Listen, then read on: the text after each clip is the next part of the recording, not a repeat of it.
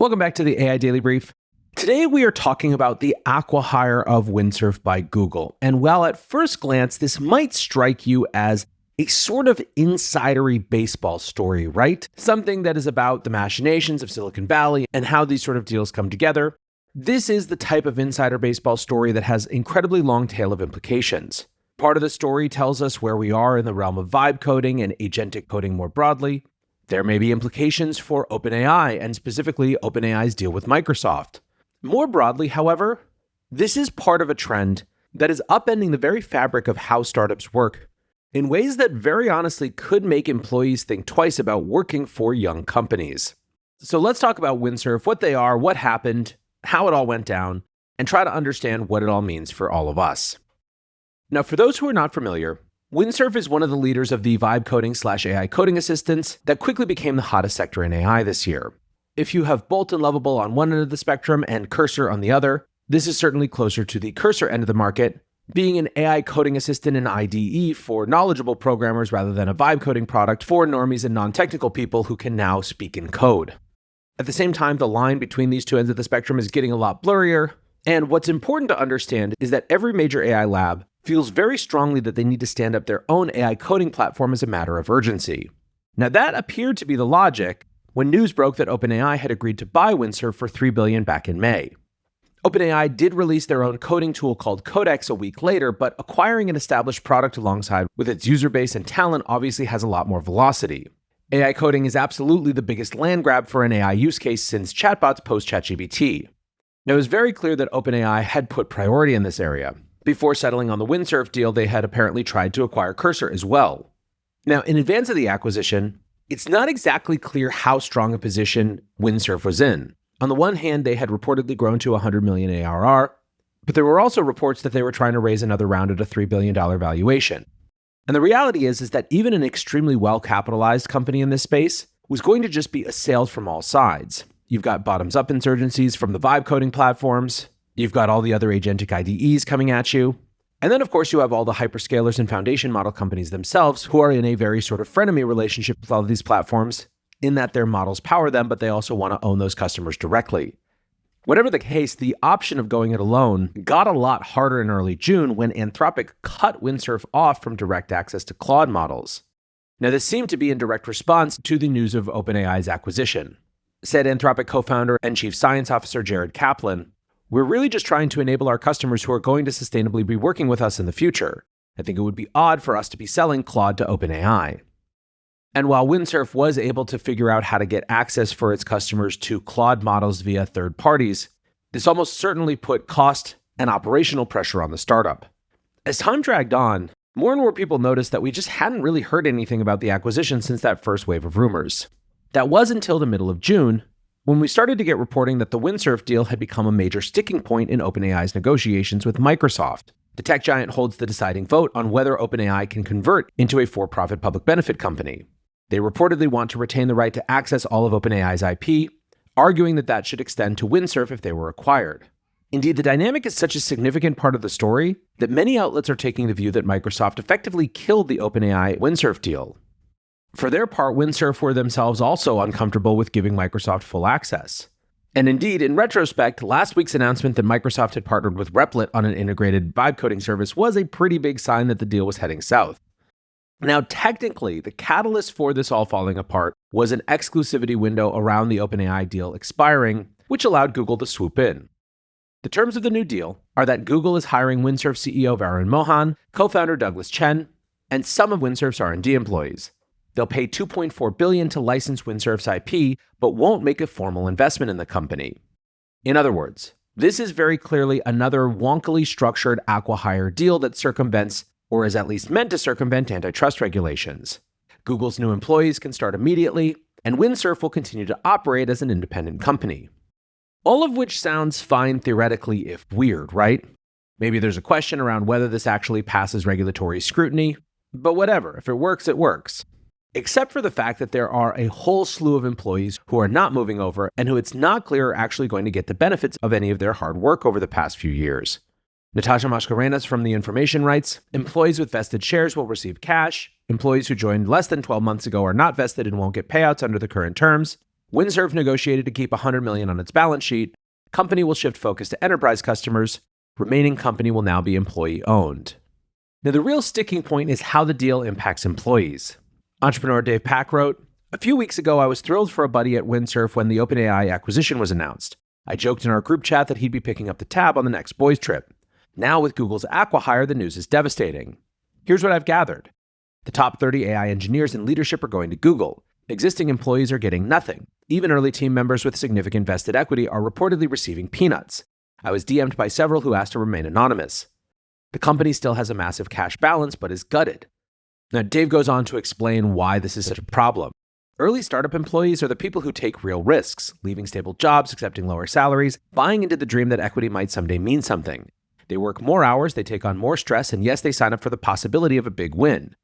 When that big win actually happens and people get cut out, it breaks trust in the whole system. A $3 billion plus exit is the dream scenario. This is when things go right. Calling it an acquihire to dodge regulatory scrutiny while stiffing your team is just greed disguised as compliance. As a founder, this will hurt us dramatically. Hiring was already getting harder. Post-ZERP, the salary gap between startups and big tech did shrink. However, overfunded startups made employees skeptical of equity. I hear more and more early employees negotiating for less equity in favor of cash, and I've experienced that myself. They think it's just a nice bonus if things work out and have been trained to think it's worth $0. I don't know the solution here, but there is a ton of money to play with on a $3 billion exit. Even a $250K to $500K bridge for every employee would make a massive difference. There's enough to do that and more. If you're a founder or a VC, this is your wake-up call. If this becomes the norm, startups will be staffed by mercenaries, not missionaries. Equity will mean nothing. The model breaks. Stop being a short-term thinker and squeezing every last dollar out of this deal. And this really was the tone all around the internet on this. Jordy Hayes of TVPN seemed to confirm what Dave had been writing about. He said the founders and dozens of engineers are going to Google. This group, along with the preferred shareholders, will be sharing the $2.4 billion headline number. The exact split is unknown, but investors are making some money on the deal, and the founders plus the select group are making a ton. That brings us to the hundreds of employees that aren't going to Google. From what I've heard, they're all getting screwed regardless of their vesting status. The consolation prize is they now own 100% of the original company. Windsurf's leadership is making the argument that this is a win for those that aren't joining Google. Their claim is that Windsurf still has a meaningful amount of revenue and a solid balance sheet. But Windsurf will now be facing intense competition from not only its former founders and engineers who are now at Google, but every other company in CodeGen that they were already competing with / losing to, Cursor, Anthropic, etc. Given that Google now has a license to the core technology, it's safe to assume that Windsurf will struggle and on a longer time horizon will be a zero. Jordy continues, the structure appears to be very similar to Google's deal with Character AI. Google effectively acquired Noam Shazir and left Character AI employee-owned. The difference there is that Google had no desire to compete in AI companionship. They just wanted Noam and some key people. Windsurf is left in a much worse position. My read is that the Windsurf leadership team was desperate to find a way out and facing competition from the labs and Cursor structured a deal to benefit themselves. Why they thought they could structure a deal like this and get away with it is anyone's guess. At this point, I imagine all the parties involved are scrambling to try to find a resolution because if things stay as they are, it will be a massive stain on the industry. Now, if that represented the common sentiment, there were some who pleaded for caution. Jordy's co-founder and co-host at TBPN, John Coogan, wrote, my steelman here is that 1, employees who haven't reached a 1-year vesting cliff don't have that strong a claim around I built this with sweat and need a liquidity event, and we don't know the tenures of all left behind employees. 2, the real culprit here might be FTC antitrust. This is a hyper-competitive market and Google still feels like they can't just do a normal acquisition.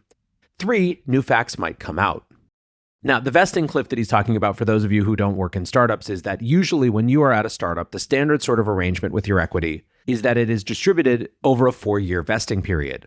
That means that you don't just get whatever percentage of the company you're going to own or whatever set of stock options you're going to own all at once. You're incentivized to stay there for a period of time. The 1-year cliff is the standard term at which any of your equity is realized. So if you only stick around for 7 or 8 months, you don't get anything. What Coogan here is saying is that it could be that a lot of those employees that were quote unquote left behind are people who have only been there for 6 or 7 months, which while yes, they did work hard, maybe doesn't entitle them to that much of this exit. Now, there's tons of debates to be had there. I've been fortunate enough to be in positions where CEOs have had some version of partially or fully accelerated vesting as part of an exit like this. So it's not like they're locked into doing nothing even if they haven't hit their cliff. But John is pointing out that the brutality of this may be a little bit different if we dig into the details. Now, Jordy did later update and say, updated belief is that this was almost entirely a comms problem i.e. Google made founder-to-team messaging difficult, and the team left behind will get a fair outcome in the end after distributions. Alex Cohen gave a version of that, saying, "If I was one of the employees stuck holding the bag at Windsurf, I'd simply vote to shut down the shell company and pay the remaining 200 of us $500K each off the balance sheet. Modern problems require modern solutions." Now, clearly this is part of a larger trend. Like Scale AI's 49% stake sold to Meta, that really seemed to be all about getting CEO Alexander Wang to lead their superintelligence team. The Google character AI deal that we talked about, which was $2.7 billion for a couple of founders and 30 staff. Then there was the Inflection deal, where Microsoft spent $650 million to hire CEO Mustafa Suleyman and license the models while leaving Inflection nominally independent. And Amazon's acquihiring of Adept and Covariant also follows this model. I think it's fair to say that these deals have not left the remaining company in a particularly strong position. Character AI may be the best positioned of them, but they've still struggled to make a lot of advancements or access additional funding. On the other end of the spectrum, it's been widely reported that Scale AI is bleeding customers and might not be able to compete post the Meta deal. I would say at this point, most people's bet is that Windsurf follows the negative model. Gurgulio Ross writes, "Sucks for anyone who joined Windsurf in the last 12 months. Also, we can say that Windsurf as a company and product is 99% dead in 12 months. Enterprise customers should move off ASAP. This company will likely go bankrupt in that much time, because it'll be hard and impossible to raise more funding." And part of the issue in this area specifically is the growing recognition that in the coding space, there's very little moat. Netflix engineer Jake writes, "Windsurf is absolutely dead in the water, and while Cursor hangs on for now, all value is going back to the models." He shared a post from Hacker News that wrote, "In my opinion, other than the Microsoft IP issue, I think the biggest thing that has shifted since this acquisition was first in the works is Claude Code has absolutely exploded. Forking an IDE and all the expense that comes with that feels like a waste of effort, considering the number of free and open source CLI agentic tools that are out there." Now, what he's referring to is this sort of frenemies dynamic that I was articulating before, where all of these models are powered by Claude, but Claude is still very much competing for those end customers as well. Zooming out just beyond the implications for agentic coding, it really appears that this is a new profile of acquisition. Vili Itchev of Category VC calls it the blitz hire acquisition and believes we're going to see a lot more of these deals. To get specific, in a normal acquisition, either the entire company is bought out or the employees and IP are acquired, leading the company to be shut down. These new blitz hires leave a shell company behind that may or may not continue. Many investors laid the blame for this at former FTC chair Lina Khan and her aggressive pursuit of antitrust enforcement during the last administration. Martin Casado of Andreessen Horowitz posted, "There's an irony that Lina Khan's activism has resulted in deals that are far worse for everyone except the people she was targeting." Still, Vili thinks that these blitz hire acquisitions would have happened anyway due to the pace of AI advancement. If Google had done the deal as a normal acquisition, it could have taken up to a year for FTC approval, even if it was just a rubber stamp. Going this route avoids the need to notify the FTC at all, with Google instead dealing with the risk of a future investigation. Vili wrote, "A year in the world of AI is eternity. Speed is everything, and speed is the driver for this new blitz hire structure. It circumvents the antitrust review process, allows the acquirer to take over the key employees and IP of the startup, and have the employees with a badge in their office the next day."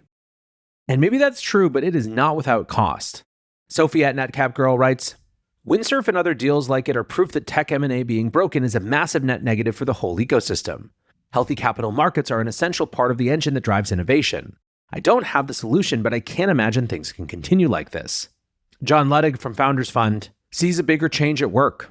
He wrote that, just like the top 1% of startups drive the majority of VC returns, he believes that power law is now applicable to individual engineers as well.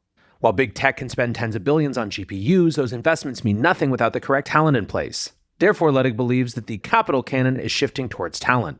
He suggested, "Hypercapitalist AI talent wars will rewrite employment contracts and investment norms, concentrate returns, and raise the bar for mission and capital required to create great new companies." Luddig foresees a complete repricing of labor and a restructuring of employment agreements to look more like sports or entertainment contracts. Now, there is a whole additional dimension of this story, which is what it means for OpenAI. The company has obviously been assailed by the hypercapitalist AI talent wars, with Meta coming at them, complications with their deal with Microsoft, losing out on this acquisition. But that, I think, is a subject for another show. Ultimately, what we have here is an example of just the hyper-competitive dynamics and the increased stakes of AI changing long-held norms. How it all shakes out ultimately remains to be seen, but what's very clear is that even when it comes to the startups that are building AI, the expectations of yesterday will not be the expectations of tomorrow. For now, though, that's going to do it for today's AI Daily Brief. Appreciate you listening or watching as always, and until next time, Peace.